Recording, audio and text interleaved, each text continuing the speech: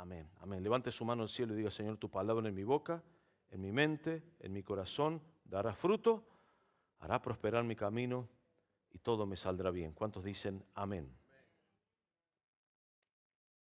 Cuando usted mira la palabra de Dios, desde el principio, se va a dar cuenta cuál es la manera en la que Dios habla y por qué el enemigo una y otra vez se levanta contra la familia. Porque en la familia está el propósito, el plan de Dios, que no es simplemente para una generación. Dios, porque Él lo quiso así, hizo nuestra vida muy corta, ¿no? Nos vamos dando cuenta recién cuando vamos llegando al final o cuando vamos pasando y miramos hacia atrás. Yo todavía me acuerdo cuando era joven y decía, 50 años, oh, falta mucho, decía yo, ¿no? Y ahora que tengo 52 me doy cuenta que vino mucho más rápido de lo que yo pensaba, ¿no? A todos los que ya estamos en cierta edad nos pasa eso. Cuando somos jóvenes, es más, hasta creemos que somos inmortales. Yo pensé, no me voy a morir nunca. Eso es lo que uno, es la perspectiva que uno tiene cuando es joven, por eso los jóvenes se arriesgan tanto, ¿no? Porque creen que son inmortales, ¿no? Y después se toman una selfie en un risco y se caen. No sé cuánta gente, más gente se muere por tomarse selfies que por ataque de tiburón o no sé qué en el mundo, ¿no? Entonces, algunos se creen inmortales. Cuando uno va llegando a esta edad se da cuenta de que la vida es muy corta, que no alcanza para tantas cosas. Dios la hizo así, Dios puso un límite en nuestra vida. Alguna gente todavía vive como si fuera a vivir para siempre, ¿no? Nuestra vida es muy corta, por eso, y así lo quiso Dios, por eso es que Dios no trabaja solo con una persona. Usted mira y va a ver que Dios trabaja en generaciones. Dios trabaja en generaciones. ¿Qué son generaciones? Bueno, el padre, el hijo, el nieto, y así Dios va trabajando. Por eso una de las mayores tareas nuestras es el legado que nosotros dejamos. Yo siempre digo, mi papá no nos dejó ninguna herencia económica, ¿no? O bueno, muy pocas, casi nada. Y mejor todavía porque algunas herencias son porque se peleen los hermanos. Nosotros somos muchos. Vamos a quedar con muy poquito cada uno. La mayor herencia que yo valoro de mi papá es la espiritual, la más importante, el legado que él me dejó espiritual. Y así trabaja Dios cuando usted mira la Biblia, empezando, bueno, desde Adán y Eva, pero después llegó un momento, ya saben que la humanidad se degradó en gran manera. Tanto que la Biblia dice que Dios se arrepintió de haber hecho al hombre, así lo dice la Biblia en esos términos. Así de degradada, y a donde Dios miraba, no se salvaba nadie. No se salvaba nadie. A donde Dios miraba, todo estaba corrompido. Por eso dice también Jesús que en los postreros días será como en los días de Noé, ¿no? Cuando en el Nuevo Testamento se habla de la venida de Cristo, los tiempos de la venida de Cristo, se dice, va a ser como en los días de Noé. Pero la Biblia nos cuenta que había un hombre llamado Noé que era perfecto en sus generaciones, así lo dice la Biblia. Era perfecto en sus generaciones. Dios miró para todos lados, no encontró a nadie, pero encontró a Noé, que era perfecto en sus generaciones. Así que le mandó a Dios a Noé construir un arca. Ya saben toda la historia, ¿no es cierto? Historia súper conocida. Lo que por ahí no entendemos es qué significa eso para nosotros hoy. Hoy a nosotros Dios nos manda, ¿para qué era el arca? ¿Para qué era el arca? ¿Para los animales? Porque esa es la parte que siempre le contamos a los niños, ¿no? Y ahí venían el león y ¿cómo era la canción? Había una canción que cantaba cuando era niño que hablaba del arca de Noé. En el arca de Noé, bueno, y hacíamos las cosas que venía la víbora así a subir al barco, ¿no? Claro, porque esa es la parte linda. Pero no era para eso el arca, también para eso. ¿Para qué era el arca? ¿Para qué Dios le mandó a construir el arca? Para que se salvara Noé y su familia. O sea, eso era lo más importante, no era que se salvara el gato, el perro, el león, el oso, la serpiente, qué sé yo. De paso, no sé cómo habrán convivido esos animales ahí, ¿no? O sea, habrán comido unos a otros, bueno, cosas de la historia. Porque lo más importante es esto. Lo que Dios quería es que se salvara Noé y su familia. Y esa es nuestra tarea hoy como padres, construir un arca espiritual, un ambiente, un hogar, un lugar a donde nuestros hijos puedan salvarse de lo que sucede alrededor. El juicio de Dios vino sobre el mundo, se murieron todos, se ahogaron todos, pero Noé y su familia se salvaron. Y ahí se reseteó la historia, volvió a comenzar, empezó de nuevo. Así que nuestra tarea hoy es cuidar nuestras generaciones, porque Noé era perfecto en sus generaciones. Por eso Dios lo escogió para hacer el arca. No fue una cosa aleatoria por ahí, era el hombre indicado. Y nosotros hoy como hijos de Dios somos llamados a eso. Y es una tarea difícil. Imagínese lo que es construir un arca solo, con la familia, que todos se te burlen, que todos se rían, que todos piensen que es tiempo perdido, que es una estupidez, que no tiene sentido. Así piensa mucha gente y el que piensa así, ya saben lo que le espera.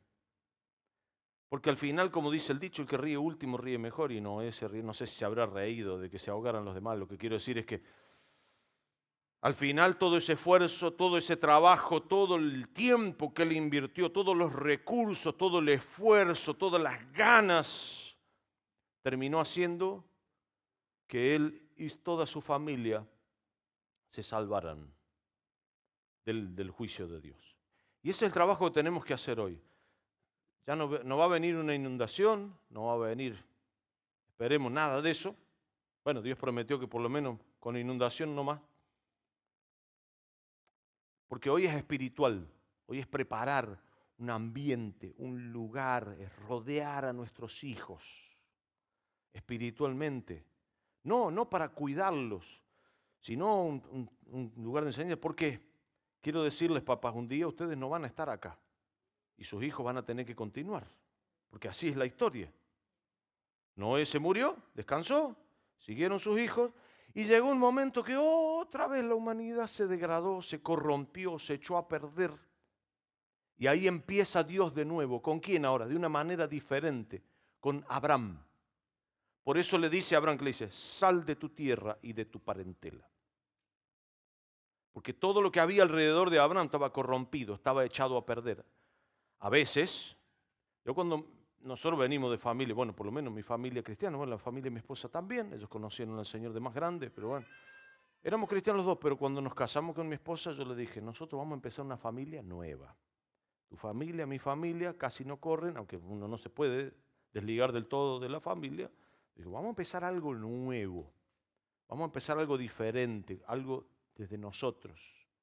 No es que yo reniego del legado, ya les dije, mi papá, el legado, la herencia que él me dejó, pero bueno, esa es mi tarea, seguir. Y Dios comenzó con Abraham nuevamente. Abraham era contemporáneo al tiempo de Sodoma y de Gomorra. Jesús dijo también que los postreros días serán como en los días de Noé y como en los días de ¿qué? Sodoma y de Gomorra. En los días de Noé la característica principal era la violencia. Había otras cosas, pero era la violencia y la fiesta. Y en los días de Sodoma y Gomorra, ya saben, la depravación sexual, el libertinaje, bueno, todas esas cosas. Jesús dijo, también va a ser como los días de Noé. ¿Y qué hizo Dios? Apartó a Abraham. Le dijo, sal de tu tierra y de tu parentela a la tierra que yo te mostraré. Y ahí empezó. Y Abraham ni siquiera hijos tenía. Así es como Dios trabaja. Pero Dios le dio la promesa y le dijo, en ti serán benditas todas las familias de la tierra. O sea, no solo tu familia. Eso es lo que vos tenés que entender, lo que Dios hace con tu familia. No se queda en tu familia, no es solo para tu familia. Dios lo hace en una generación y termina bendiciendo a todos de los que le honran al Señor. También están los que maldicen su generación. Pero los que bendicen a todo el mundo. En ti serán benditas todas las familias de la tierra. Pero no concluyó la obra de Dios con Abraham. Tuvo que venir Isaac y ahí no acabó. En el caso de Dios, le llevó 3 generaciones en ese caso, empezar un pueblo nuevo, una nueva nación, Un pueblo que después se transformó en el pueblo de Dios. No empezó con Abraham. Abraham tuvo a Isaac, Isaac tuvo a Jacob, y por eso cuando Dios se presentaba de esta manera en el Antiguo Testamento. Decía, yo soy el Dios de Abraham, de Isaac y de Jacob. En 3 generaciones le llevó a Dios. Abraham empezó, siguió a Isaac, y de Jacob nacieron las 12 tribus de Israel, los que hoy conocemos como Israel, los judíos, el pueblo de Dios, todo lo que aparece ahí en la historia y todo lo que pasó. 3 generaciones le llevó Abraham, Isaac y Jacob hasta que empezaron. Lo que Dios quería es hacer un pueblo para Él, un pueblo separado de toda esa corrupción, de toda esa maldad. Por eso durante muchos años Dios les mandó que no se mezclaran con los otros pueblos que había ahí. ¿Por qué? Porque estaban corrompidos, estaban echados a perder. Y ellos tenían que hacer una nación nueva, un pueblo nuevo, que también es símbolo de lo que nosotros somos hoy, el pueblo de Dios. Por eso la Biblia dice, declara, nosotros somos nación santa, pueblo adquirido por Dios. Somos real sacerdocio, nación santa. Si quieres saber más de la santidad, venga el miércoles, porque hoy no tengo tiempo de hablar, ¿no? Y ya no vino, ya se perdió el miércoles pasado, así que ya empezó con la pata coja. Así que ese es el propósito, es lo que Dios quiere hacer con nosotros. Por eso Dios se preocupa tanto, no solo por nosotros, lo que vos hacés, buenísimo. Hiciste, honraste a Dios, porque también hay casos en la Biblia de gente que no honró a Dios, como el caso de Elí, yo lo he hablado muchas veces. Que Dios, sus hijos, nada que ver con él. Por eso Dios tuvo que levantar a Samuel. Y Dios le dijo a Elí, yo te dije que iba a tener el sacerdocio para siempre. Yo no puedo cumplir esa palabra, dijo Dios, porque yo honro a los que me honran. Y tristemente ni siquiera Samuel, que vio eso, porque hay gente que no aprende ni viendo, Samuel, un siervo de Dios tremendo, una figura de la Biblia espectacular, pero sus hijos no fueron igual que él. Eso lo dice la Biblia. Los hijos de Samuel no pudieron continuar con el legado, con la obra de su padre. También hay de los otros casos en la Biblia. En el caso de Elí, incluso de Samuel, que vio lo que pasó con Elí, pero vinieron el pueblo de Israel y le dijeron, Samuel, tus hijos no son igual que vos, no se comportan igual que vos, no siguen tus pasos.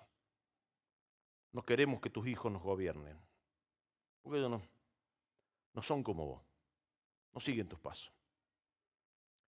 Hasta que pasaron algunas generaciones, Dios levanta, ya saben, Samuel levanta a Saúl, los estoy paseando por toda la Biblia, pero bueno, si no la van a leer, léanla si saben un poco más. Pero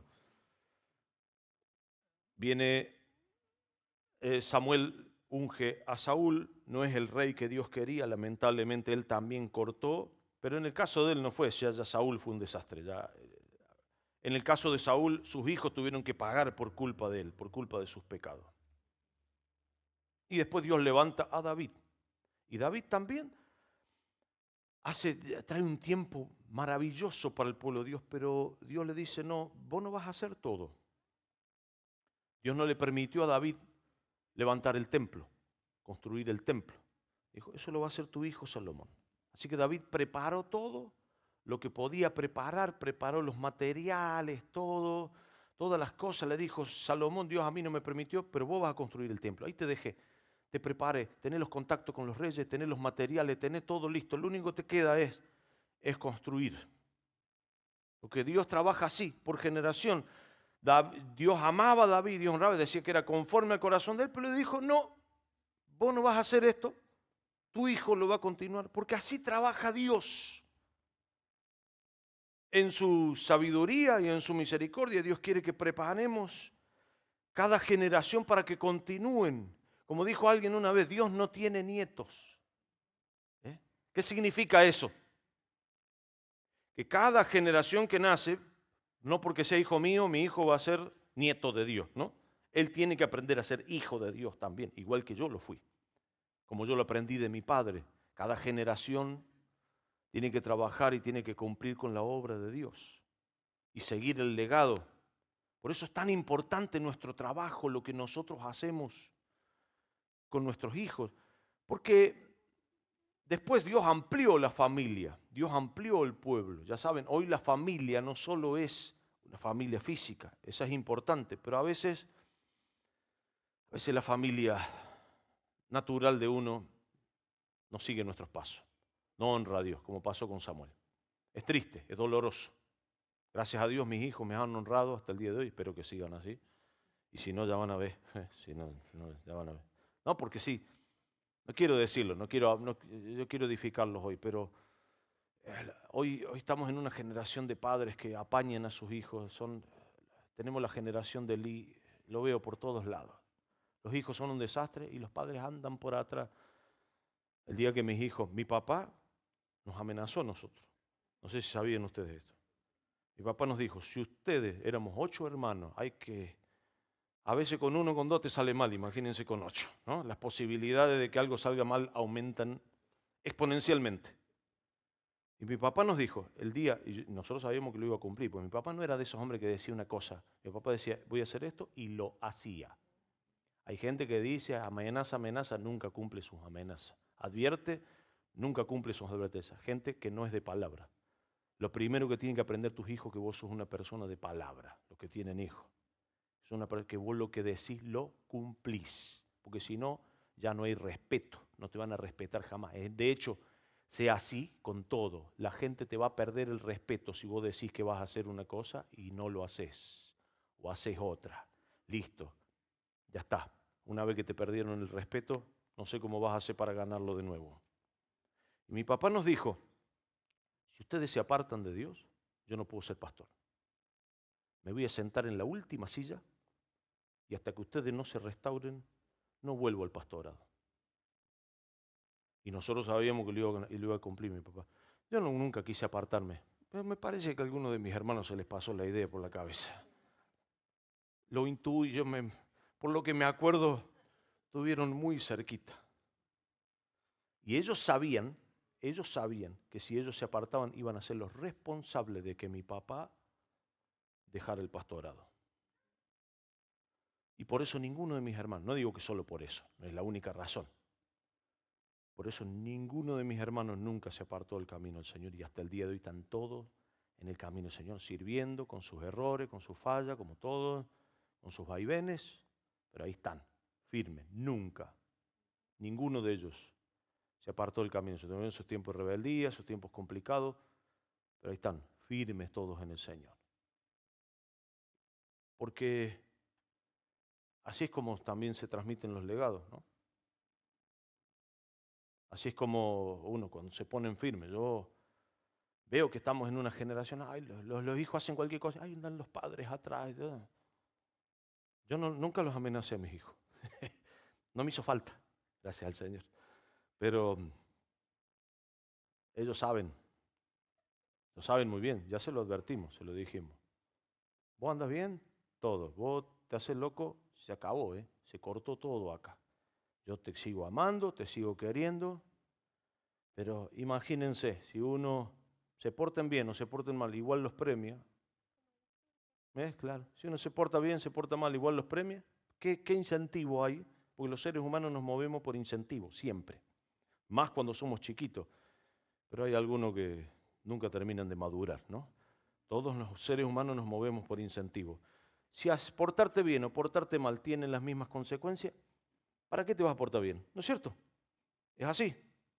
Si pagan tanto justos como pecadores, un problema de la sociedad nuestra en Argentina es que vemos que los corruptos les va mejor que a los que hacen las cosas bien. Y uno dice, ¿y para qué? Hasta el más pintado, hasta el más bueno dice, che, tengo que ceder, porque si no, es así. En una familia igual, todos los seres humanos nos movemos por incentivos. Los incentivos son los que hacen que vayamos para un lado o para el otro. Y ahí estamos los padres, para guiar a nuestros hijos en el Señor. Hay que orar por ellos, hay que cubrirlos. Ya les hablé del arca que tenemos que hacer, ya les hablé de cómo tenemos que hacerlo, ya les hablé que algunos hijos nos honran a los padres, porque ahí está en el mandamiento, lo leímos el domingo pasado. Honra a tu padre y a tu madre, ¿para qué? Para que te vaya bien. Bendito los hijos que honran a sus padres. Qué desgracia los hijos que no honran a sus padres. La mayor desgracia de la tierra. Qué triste. Y no lo digo con gusto, lo digo con tristeza, con dolor. Nosotros, nuestros hijos, gracias al Señor, por eso digo, hasta ahora nos honraron. Sigan orando por mis hijos, por favor. Ayúdenme a orar, para que sigan así. Porque no sabemos, el enemigo siempre está. Así que llega el tiempo de Jesús y ya Jesús abre la familia. Ya no es solo sanguíneo el asunto, sino que ahora nos transformamos en una familia espiritual. Y ya los hijos no son solo sanguíneos, físicos, naturales, sino hijos espirituales. Por eso Jesús levanta un nuevo pueblo, pero ya no con 12 hijos como los de Jacob, sino con 12 discípulos, con 12 apóstoles. Y de repente no solo se abre para cualquiera en el pueblo judío, sino que se abre para todas las familias de la tierra. Y después de miles de años se cumple la palabra que Dios le dio a Abraham. En ti serán benditas todas las familias de la tierra. Porque de la descendencia de Abraham vino Jesús. Y de Jesús la salvación para todos nosotros. Y a partir de ahí, la paternidad no es solo física, sino también espiritual. Y todos nosotros somos la familia de Dios. Aunque usted no se sienta, hay gente que viene a la iglesia y mira de afuera, ¿no? Bueno, nosotros somos la familia del Señor. Por eso nos llamamos hermanos, unos a otros. Porque estamos injertados en esa gran familia, ¿no? Por eso el apóstol Pablo dice, ya no son extranjeros ni advenedizos, sino conciudadanos de los santos y miembros de la familia de Dios. Qué maravilloso, cuánto dan gloria a Dios por esto. Amén. Somos miembros de la familia del Señor. Qué lindo. Por eso el apóstol Pablo, que no estaba casado, ni tuvo hijos, levantó hasta el día de hoy y sigue, después de Jesús, la persona más influyente en el Evangelio, claramente es el apóstol Pablo, que no tuvo hijos, no tuvo descendencia. Así lo quiso Dios, así el Señor se lo puso a él. Pero levantó toda una generación de gente, predicó el Evangelio, llevó el Evangelio de tal manera que nos ha llegado hasta el día de hoy. Así que el legado ya no es solo el legado de nuestros hijos, de nuestra familia, de nuestra descendencia, sino que es un legado espiritual. Y otra vez, por tu familia, tu matrimonio, tu familia, no solo pueden ser bendecidos tus hijos, tus nietos, sino que esa bendición puede llegar. Y qué lindo es la bendición que Dios nos da de no solo bendecir a los que están en nuestra casa, sino bendecir a toda la gente que Dios ponga en nuestro camino. Bendecimos a tantas personas. Gloria a Dios por esa familia bendecida, porque esas son las promesas de Dios que se cumplen para nosotros. Por eso oramos y declaramos y creemos. Cuando mi papá entró al camino del Señor, él creyó que nuestra familia, no es una cuestión yo quiero que ustedes entiendan esto, no es una cuestión de capacidad, no es una cuestión de inteligencia, de sabiduría, todas esas cosas tienen que ver, más que nada, sobre todas las cosas, es una cuestión de fe. Cuando mi papá entró a la iglesia, él creyó, le creyó a Dios y mantuvo su fe hasta el último de los días, que su descendencia iba a ser bendición en esta tierra. Ojalá no solo mis hijos, mis nietos y mis sobrinos también continúen ese legado. Bueno, ya será cuestión de ellos. Pero mi papá lo creyó. Yo me acuerdo, siempre cuento, nosotros íbamos a la iglesia, allá en Barrio Comercial, y cuando era chico, todos nosotros éramos más rubios, todas cabecitas blancas. En ese momento 7 creo que éramos, 7 hermanos. Sí, Priscila nació por ahí. Y había un banco y nos sentamos en el segundo banco, toda la fila. Estaba bueno porque el banco estaba contra la pared, así que mis papás se sentaban en la punta y todos nosotros acá. Y estamos toda la reunión, desde el más chico hasta el más grande. Yo tenía 8 o 9 años, así que de ahí para abajo todos mis hermanos. Todos sentaditos y la gente llegaba y veía esa fila de cabecitas blancas ahí, imagínenselo. Ahí, todos sentaditos, quietitos, como los chicos de hoy, ¿no? Como los nenes de hoy. Ahí. Claro, y era el comentario de la iglesia, cómo qué bien que nos portábamos nosotros. Porque hay que tener 7 hijos a esa edad y que se porten bien, ¿no? Y que estén ahí quietecitos. Entonces se ve que uno medio envidioso, no sé qué, vino y le dijo a mi papá, porque hay gente que te bendice y hay gente que te maldice, ¿no? No con esa intención, no lo hacen con esa intención, pero bueno, la envidia, el resentimiento, el rencor, hacen que salgan maldiciones de nuestra boca. Y le dijo, Ahora que son chiquitos los podés tener, dice. Ya cuando sean grandes, adolescentes, ahí va a ser otra historia. El hombre hablaba por experiencia, ¿no? Un líder de la iglesia le dijo eso. Y mi papá dijo, no, eso no me va a pasar a mí. Eso no va a suceder conmigo. Por eso les digo que es una cuestión de fe. Porque a veces no es cuestión de habilidad, de que cuando uno cree en algo, en una promesa de Dios, cuando uno cree, recibe la palabra, dice, yo creo. Porque hay gente que viene a la iglesia pero no cree, escucha, pero no cree. Dice, bueno, ya veremos, bueno. ¿Y qué va a ser? Sí, yo entiendo que la vida es complicada y que no todo sale como nosotros queremos. Pero la fe es la fe y Dios honra a los que le creen. Y mi papá creyó, dijo, con mis hijos no va a pasar eso. Y no pasó, no fue fácil. Como les digo, hasta algunos tuvieron a punto. Menos mal que a mi papá Dios le dio sabiduría también. Él dijo, si ustedes se apartan del Señor, yo me siento. Yo estoy ahí hasta que no se restauren, yo no vuelvo a servir al Señor. Y nunca tuvo que dejar el pastorado mi papá, gracias al Señor. Pero además está la fe, él creyó, dijo, conmigo va a ser diferente. Yo quiero que usted le crea a Dios y a su palabra. Y les quiero dejar con estas palabras. Voy a dejar 2 versículos para que usted le crea al Señor. Isaías 44, versículo 3. Dice, porque yo derramaré aguas sobre el sequedal y ríos sobre la tierra árida. ¿Estamos en tiempos de sequedales, de tierras áridas? ¿Usted cree eso? Yo creo que sí. ¿Qué dice Dios? Yo derramaré agua sobre el sequedal, ríos sobre la tierra árida. Mi espíritu derramaré sobre tu generación y mi bendición sobre tus renuevos. Amén. ¿Cuántos creen en esta palabra? Si usted le cree a Dios, Dios va a derramar su espíritu sobre nuestra generación y su bendición sobre nuestros renuevos. Amén. Salmo 112. Dice, bienaventurado el hombre que teme a Jehová y en sus mandamientos se deleita en gran manera. Su descendencia será poderosa en la tierra. La generación de los rectos será bendita. Bienes y riquezas hay en su casa y su justicia permanece para siempre. Bueno, lea después todo este salmo, se lo dejo. Pero esta es la promesa a Dios. ¿Cuánto le creen a Dios y a su palabra? Lo que Dios dice, si vos lo crees, te dije, es una cuestión de fe. Es una cuestión de fe. Salmo 127. Si Jehová no edificare la casa, en vano trabajan los que la edifican. Si Jehová no guardare la ciudad, en vano vela la guardia. Por demás es que se levanten de madrugada, vayan tarde a reposar y que coman pan de dolores, pues que a su amado dará Dios el sueño. Versículo 3 dice, he aquí, herencia de Jehová son los hijos, cosa de estima el fruto del vientre, como saetas en mano del valiente. Así son los hijos habidos en la juventud. Bienaventurado el hombre que llenó su aljaba de ellos, no será avergonzado cuando hablare con los enemigos en la puerta. Esta es palabra de Dios para nosotros. ¿Cuántos creen que nuestra generación será poderosa, será bendecida?